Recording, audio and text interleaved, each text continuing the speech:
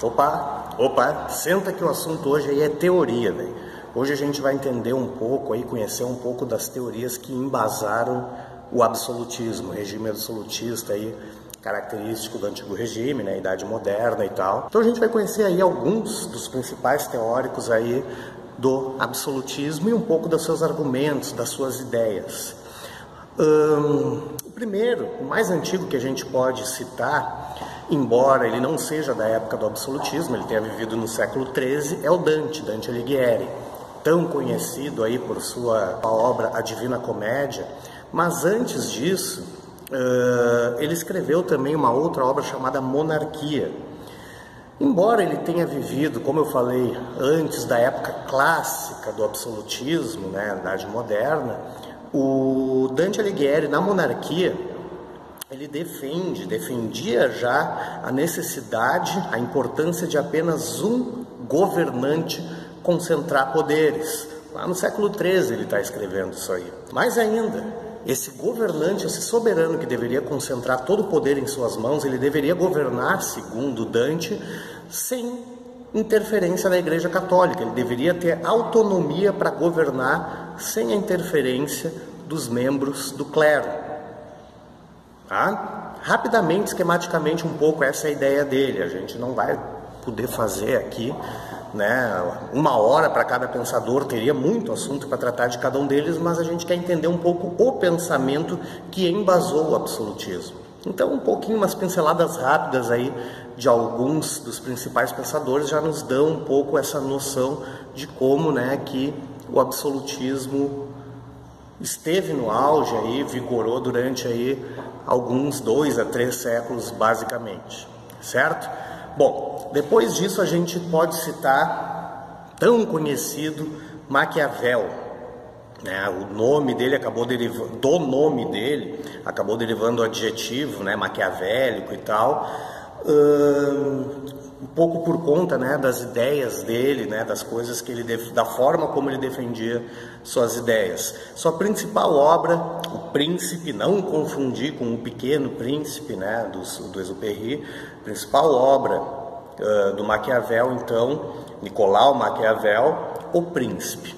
Em O Príncipe, o Maquiavel tece ali, faz ali uma lista de características ideais aí de um governante. Não vamos nem entrar no mérito agora ali de por que ele escreveu esse livro, essa obra e tal. Tem todo um contexto bem claro de para quem ele estava escrevendo e inspirado em quê e tal.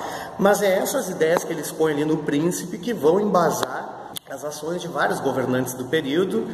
E tu vai ver que até hoje, até a atualidade, parece que tem muitos políticos que se inspiram nessas ideias dele, né, do Maquiavel em O Príncipe. Dizia lá o Maquiavel que a humanidade é egoísta, o ser humano é egoísta, né, é movido por interesses puramente pessoais. E dentro disso, né, o homem comum, o soberano, o governante, então deveria ter sempre o cuidado de procurar ser amado e ser temido ao mesmo tempo. O governante ideal deveria reunir essas duas características. Como isso é um pouco difícil, quando isso não for possível, seria melhor ser temido do que ser amado. Os súditos que temem o seu governante dificilmente vão tramar alguma coisa, vão se rebelar. Súditos que amam, dependendo, né, do amor, ou do amor não ser correspondido, né, do governo não atender, podem se voltar contra o governante a qualquer momento.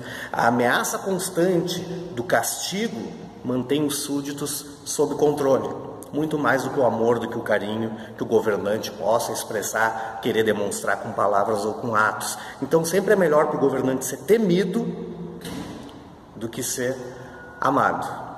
O ideal seria reunir as duas coisas, mas, né, como eu falei, nem sempre isso é possível.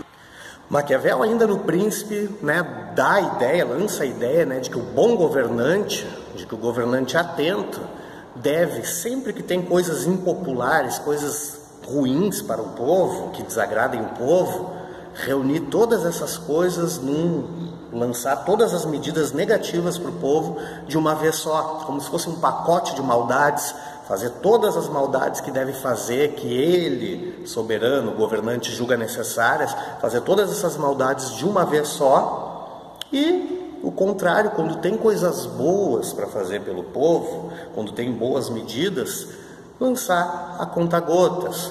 Uma boa medida, uma coisa positiva para o povo. Hoje, daqui umas semanas, uns meses, outra, e depois outra, e depois outra. Assim, o povo sempre vai ver o governante como um cara bom, como alguém bom, preocupado consigo, né, com o povo, no caso, né? Então, boas ações, boas medidas, devagarinho, ao longo do tempo, para garantir ali a admiração do povo.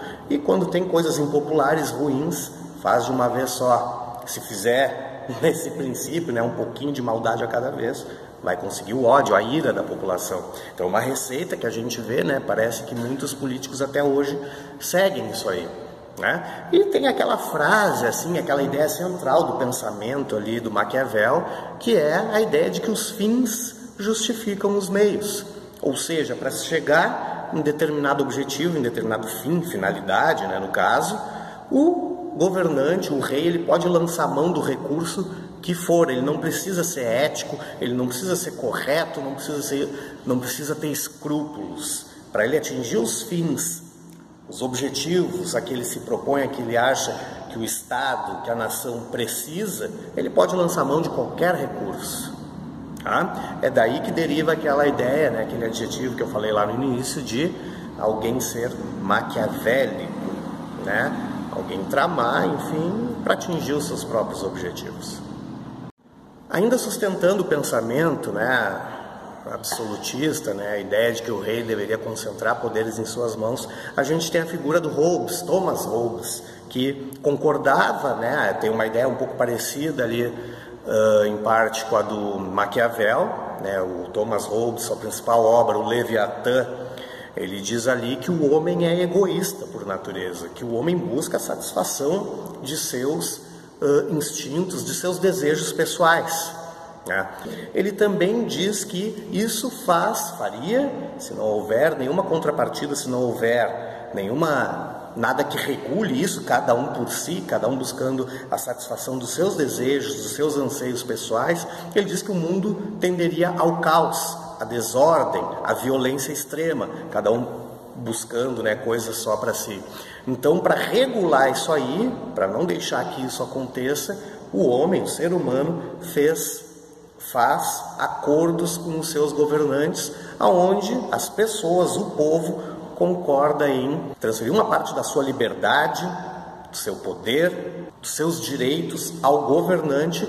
Em troca, o governante garante que o mundo não descambe para esse caos e para essa violência exacerbada. Então, né, seria mais ou menos um contrato entre governante e governados. John Locke, depois lá no Iluminismo, vai reforçar um pouco, vai pegar um pouco essa ideia, né, e outros iluministas também. Mas nessas aí, né, de um povo transferir uma parte dos seus direitos, das suas liberdades para o governante, o povo não pode reclamar. Então o governante não precisa prestar contas ao povo, segundo o pensamento aí do Thomas Hobbes, né? Como governante recebeu os poderes do povo para garantir uma sociedade sem caos, uma sociedade que funcione, o povo não pode reclamar também. O governante tem plenos poderes em suas mãos. Depois, rapidamente, esquematicamente, a gente tem o pensamento também de um cara chamado Jacques Bossuet. Jacques Bossuet era um bispo, né, católico, o que explica as ideias dele, né, o que ele defendia. Muitas das suas ideias foram extraídas de um conjunto de escritos ali, ao qual se chama A Política Retirada das Próprias Palavras da Sagrada Escritura. Política tirada da Bíblia, né?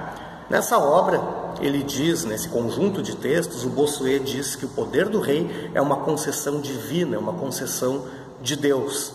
Portanto, é só a Deus que o rei deve satisfação, jamais aos seus súditos, jamais aos seus governados, aos seus comandados. O rei deve prestar contas apenas a Deus. Então, isso fundamentou ali, né, a chamada teoria do direito divino dos reis, né? É o Deus quem deu o direito do rei ser rei, é Deus, então, que pode cobrar alguma coisa do rei, jamais o povo. Por último, então, as ideias do Jean Bodin.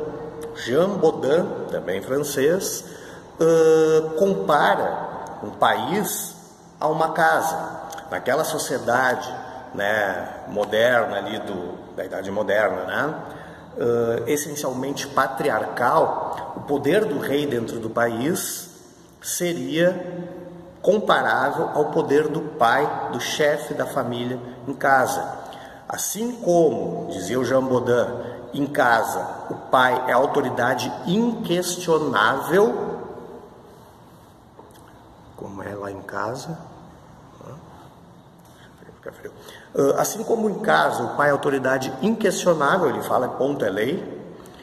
No país, o rei também é inquestionável perante os seus súditos, é como se fosse o chefe da família, né? Então ninguém pode ousar questionar o rei. Entendeu? Muito esquematicamente, 2, 3 frasezinhas ali de cada pensador, mas só para tu entender como é que essa ideia foi colando, foi pegando, a partir de vários argumentos diferentes, sejam divinos, seja família, seja poder político por si só, enfim, cada um usando, cada teórico, cada pensador usando um argumento, mas todos em conjunto, cercando esses vários aspectos, família, política, Estado, Deus, enfim.